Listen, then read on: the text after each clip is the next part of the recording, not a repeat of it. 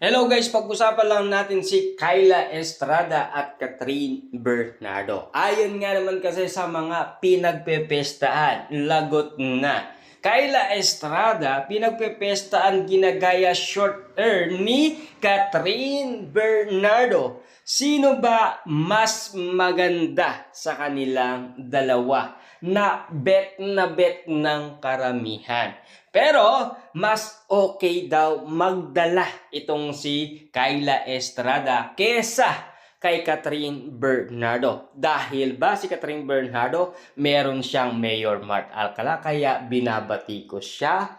Pero ngayon, mas okay sa mga mata ng karamihan si Kyla Estrada dahil na-inlove umano siya kay Daniel Padilla. Yan nga ba talaga ang mga pinag-uusapan ngayon na tila puring-puri si Kyla Estrada ng karamihan dahil siya ay nadidikit umano kay Daniel Padilla. Lalo-lalo na kasi in love na sila sa isa't isa, kaya nga naman kasi pinagkakaguluhan, pinagpipestaan at napapag-usapan ang kiligan moment ni na Daniel Padilla at Kyla Estrada. Siyempre, katotohanan nga naman kasi ang napapansin ng karamihan na tila mas maganda ang nakikita ng mga netizens, lalong-lalo na ang mga fans ni na Kyla Estrada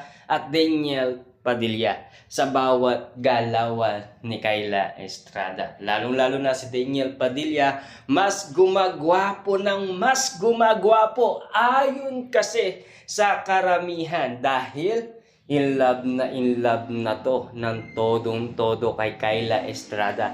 Talagang nababaliw na si Daniel Padilla. Yan kasi ang mga nasaksihan nila na talagang masaya na si Daniel Padilla kay Kyla Estrada. Yan kasi ang mga napansin ng karamihan. Kaya napapag-usapan, pinagkakaguluhan at pinagpepestaan si DJ at Kyla Estrada. Subalit, si Catherine Bernardo nga sa iba't ibang mga netizens, lalong-lalo na sa mga sawsawerang kapitbahay, lalong-lalo na sa mga marites na tila hanggang ngayon ay binabatikos pa rin si Catherine Bernardo. Subalit, may kaguluhan nga naman kasi na hindi pa rin matanggap ng karamihan. Lalong-lalo na ang mga Katniel fans. Grabe ha! Sinugod si Kyla Estrada ng mga Katniel fans. Nagulat si Kyla Estrada kasi